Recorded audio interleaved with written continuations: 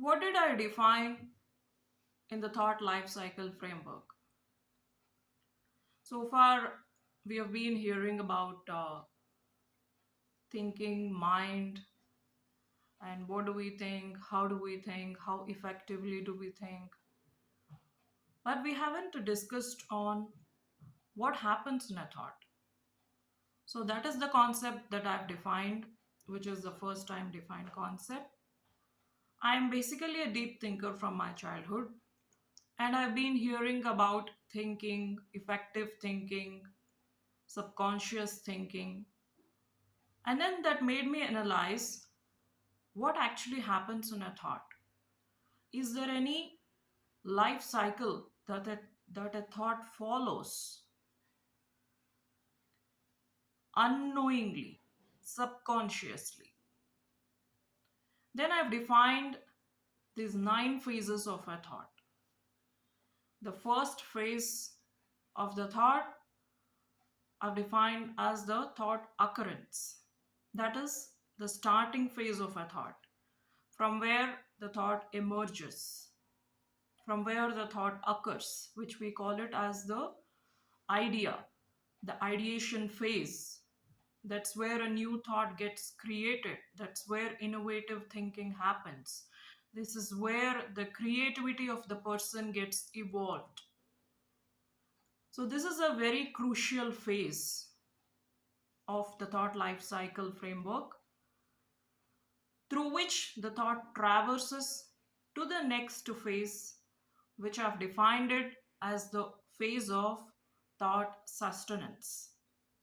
After thought occurrence, the thought passes through the stage of thought sustenance where the thought it's sustained in the mind and that refinement of the thought happens, whether we have to take that thought forward or we just have to ignore and forget that thought at the first phase itself.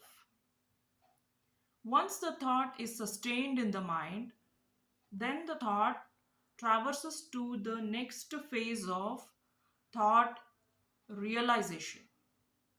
That's where the worthiness of the thought gets realized. How effective is our thought? Whether we have to act upon it or can we just take it up later, park it aside, which is not relevant at this point of time, or it's of utmost priority. I must act on it as soon as possible. Once the thought gets realized, then the thought traverses to the next phase of thought organization and thought design. Now that I have made up my mind to act upon that thought, what should I do?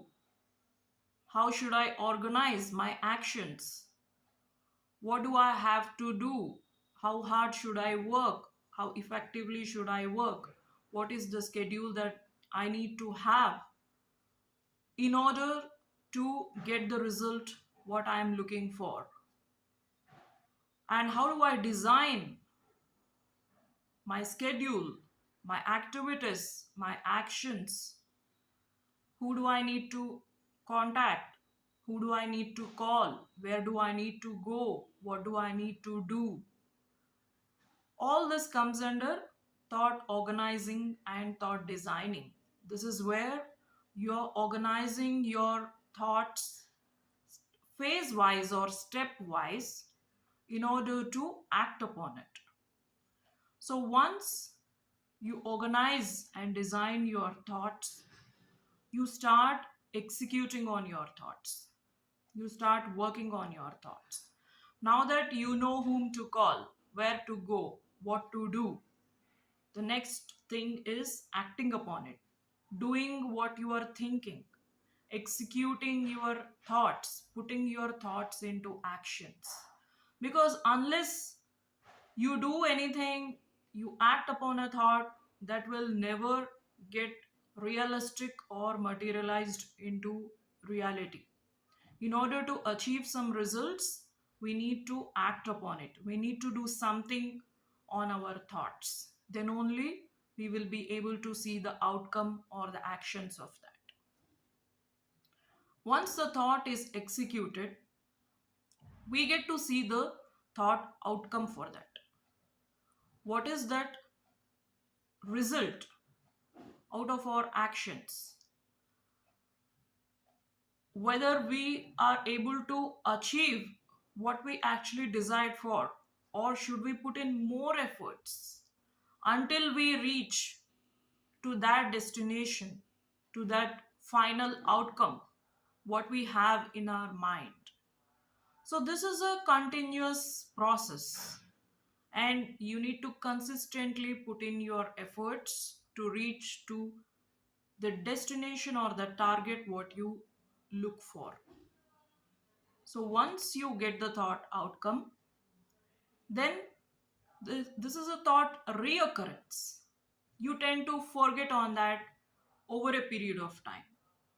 And at later point of time, maybe after 1 year or 2 years, you tend to recollect that, which is a phase of thought reoccurrence. The same thought which was acted upon few years before or few months before reoccurs to you after some time with the external stimuli, or going through some photographs, meeting the same people, or recollecting what you have been through, and pondering upon what were your life experiences over the last 1 year. This way, all the thoughts reoccur. And then the thought continuity happens.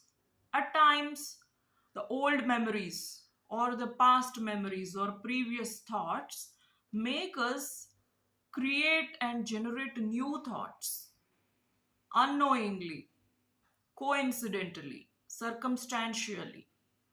So that is when the thought continuity happens. And from there on, again, if it's of no importance to you, the thought lapse happens, which is the final phase of the thought lapse, wherein you tend to forget that thought and you don't recollect it. That is how we don't remember our past life memories. We only remember what happens in the present life. We don't remember what we were, how we were, what was happening, and the incidents of the past life, because that is the final stage of the thought process. And again, from the thought continuity or the thought lapse, a new thought gets generated. One thought ends and another thought starts, that gives rise to another thought. And this is a continuous process that happens within us every millisecond, every microsecond, unknowingly, subconsciously. We don't need to drive this process of thinking. We don't need to drive these phases of a thought. It happens continuously, subconsciously within our mind. And this pattern is unique for every individual. That's what makes the person different and distinguished from others. If you want to stand out distinguished, if you want to stand out different from others, you have to make sure that your refinement of these phases of a thought or phases of thinking patterns remain different from every individual. So, this is what happens within a thought that I've defined as the thought process framework or the thought life cycle framework, which is the foundational framework of the thoughts upon which the customization of the thoughts can be built upon based on our desired accomplishments or achievements that we look for in our life.